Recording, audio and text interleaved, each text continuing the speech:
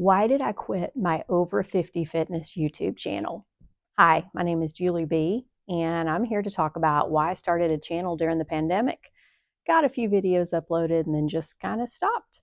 So I'm going to be real with you and talk to you like I would a friend. And I'll just say that, like a lot of people during the pandemic, I learned how to produce a lot of things online. I studied up on how to create a YouTube channel. I thought, you know what? As a woman over 50, I really need to share a lot of my knowledge. And having a background in fitness and health, I love teaching others. And I thought, I'm going to do exercise videos. I'm going to help people out. Well, I had two problems with that. Number one, I was stuck at home and I had limited places to film. If you look at some of my early videos, you'll see that. You'll be like, where is she at? I was in the backyard. I was in my den. I was in my sunroom. I was all over the place just trying to make it work. The lighting and the sound and coordinating the music is harder than you think. But the biggest reason is that I noticed at the end of 2022 some changes in my body. I didn't think that I was entering menopause yet, but I slowly was starting to gain weight for no reason at all. I wasn't doing anything differently. Then I started experiencing other symptoms like my hair started getting thinner. I had less energy. I had a lot of brain fog, a lot of that. I wasn't sleeping as well, dryness of the skin, things like that. And it took me a little bit, but I realized these are all the signs of perimenopause. And started to do some research and realized that's probably exactly where I was. It took me a while to kind of accept that. And I've always been the type that since I've worked out so much and I love it, I've taught people, I've trained people. Exercise is not a chore to me. I really like it. I could not understand why my body was reacting differently, but it was. So, in spite of working out, doing weights, doing cardio, doing all the things, exercising 6 times a week, the weight slowly started to creep up. And I don't know if you've heard the camera adds 10 pounds, but that is true. Okay, so when you see the weight starting to creep on and you're looking at the videos, obviously you're going to be hypercritical and you find those doubts creeping in. Like, what am I doing trying to show people how to maintain a healthy weight and exercise when I don't seem like I'm doing the same thing myself? Now, of course, we're our own worst critics, so people watching it would probably not be thinking that. But, I was just kind of going through that time period where I had a hard time accepting what was going on in my body. I was really wanting it to just stay the same as it always was. And so that took some getting used to. And on top of that, I could not lose the weight. And I'll explain that a little bit more in another video. But it took me a long time to figure out what worked for me because previously in my younger years, I just cut back for a little bit, count the calories. As a personal trainer, I always promoted that, you have to burn more than you need. You have to create a calorie deficit. And I really didn't embrace the philosophy of the type of calories mattered. I didn't see the science in that back in the day. Now, when I was having my two oldest children, when I got to stay home with them and I'd lost the weight after having babies, it was pretty easy. I mean, I was in my 20s, and so it wasn't much work at all. My third child, I had him at 38. It was definitely harder, but I was still not anywhere close to menopause at that point. So I just cut back, I exercised, things like that, and then, I'd lose the weight. So I had no problem losing pregnancy weight, getting that off, no problem maintaining. This was completely different. And so I didn't feel comfortable uploading content and teaching people how to do things when I didn't feel good about myself. And really, it was just that imposter syndrome. And there's so many great people on YouTube. I follow a lot of them, and they were very inspirational to me, but they have the full sets. They've got the sound down.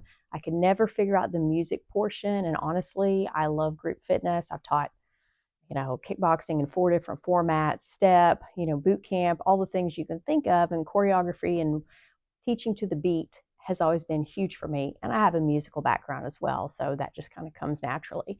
I could not find a way and still have not found a way to do that online and not violate copyright laws. So I am hopefully back to being able to share some of what I've learned with y'all. I probably won't be able to do it with music, or at least nothing more than stock music from YouTube, but that's okay. And I've kind of come to the place where I realize that there's probably a lot more people out there that can learn from what I've done and what I've learned in my lifetime in navigating these last 3 or 4 years and still will navigate, then that should matter more than what I think about myself. I have the time to do it. I have finally, after a couple of years, lost the weight, 15 pounds. And the way I did it, I gained 15 slowly over the course of about a year, by the way, from about 2022 to into 2023. That's when I was getting real frustrated. Nothing fit anymore. I didn't feel good about myself. Hair was thinning, all the things.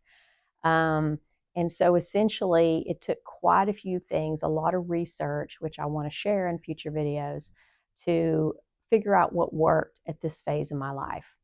I will say that for me, intermittent fasting was part of the program. It was a little piece of it. I had to get my hormones balanced. So I actually went on HRT after watching a lot of different influencers and doctors and things like that on YouTube, which is what YouTube is great for. Doing a lot of research, made my own decisions, and decided that was right for me. I did that. I did intermittent fasting, but calorie counting wasn't doing it. So after a lot of research, I discovered I probably had built up some carb resistance, insulin resistance, whatever you want to call it, to where my body doesn't respond well to having too many carbohydrates. And it's probably from all those years of believing in low fat. Anybody remember that? That was all the rage. You had to eat low fat. And that worked for me for many, many, many years, but it kind of like, you know, that wasn't the focus that it should be. At least at the time, that was the wrong focus. Let me rephrase it. We know now that it's not just about that. It is the quality of what you put in your body. And you need food that's going to fuel you. Your body has different needs at different phases in your life. And as you get older, you metabolize things a little bit differently. And so I did a lot of research. I didn't want to do it, but I ended up going with keto. I went keto pretty hard after fighting it. But I read up on it, and the science showed me that it would probably make sense for me. And the reason I didn't want to do it was I'm not a big meat eater. I don't love meat, and I have this resistance to fat. Remember the low fat. So I had to change my whole mindset. So I'm going to talk a little bit more about who influenced me there, what I read, who I listened to. I'll talk about that in another video. But I had to do all of that, and it took me, you may say, well, you only had 15 pounds to lose, big whoop. But when you're only 5 feet tall, 15 pounds is a lot. Had to buy new clothes when I gained the weight, and I wasn't cool with that. I wanted to get back to the way I was at least, a couple of years ago. So through a lot of work, exercise, wearing a weighted vest while walking, making sure I get weight training, and of course, long form cardio was also a difference for me, other than just high intensity hit, which I used to do a lot of. I changed it to long form. And the weighted vest also made a huge difference. That's good for your bone density as well. So I would highly recommend that. So it's a combination of HRT, increasing and improving the exercise routine, keto, intermittent fasting. I still did 14 to 16 hour non-eating windows during that time, getting enough sleep, taking care of myself, etc.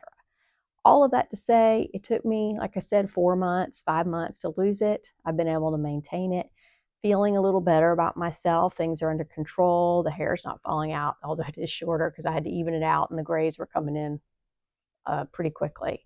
But, feel a little bit better about myself. Still not exactly where I want to be, but I don't know that any of us ever will be exactly where we think we should be. I'm trying really hard to accept and love where I'm at right now at this phase of my life and just age gracefully, as they say. Aging is inevitable, but that doesn't mean that you have to give up on yourself. I enjoy beauty. I'm a girly girl. I like the hair. I like the makeup. I like all the things. And one of the things I want to do on this channel is to share with other women. That's my target. So if you're a man watching this, this isn't really for you unless you want to share it with your wife or girlfriend, is to share with women over 50 who are going through the midlife change or have gone through it. Tips and tricks and things that have helped me, and encourage you to also embrace who you are, embrace the aging process while still being fabulous at the same time. You don't have to let yourself go completely. You don't have to dress like you're 70 years old. You can enjoy looking and feeling your best. So I hope this helps you. By doing this video, I'm hoping to commit to everybody that, look, I am going to be uploading at least one workout video a week. It may not be perfect because I don't have a professional studio. I have my garage, my living room, my sunroom, but it's better than nothing, and hopefully it will help you and as you go along your journey and embrace your true self and love yourself for who you are.